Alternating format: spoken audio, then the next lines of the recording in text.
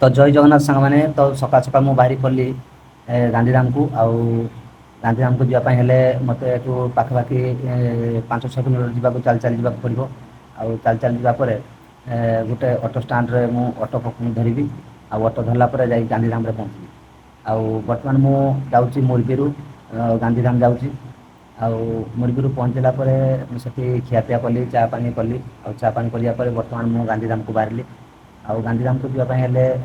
auto एठी सुविधा नहीं तेणु ऑटो आगे मिल तेणु पाखापाखि 5-6 किलोमीटर चली चली जावाक पड़ो आउ गांधीधाम रे पहुँची आपण मैंने जानते जे जदि महात्मा गांधी जन्मस्थान कहवा तेज गांधीधाम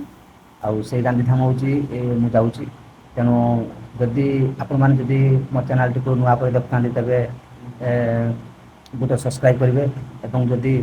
वीडियो भल लगे तेज गोटे सेयार करा भूलना नहीं तो कौ कौ आसी ऑटो वाला भाई जन को पहुँचगले आउ ऑटो वाला भाई जन को पचारि आउ से ऑटो वाला भाई जन को मत बसी नहीं गले जहाँ हो भल भी है कौ कौ आप सहित कथबार्ता हो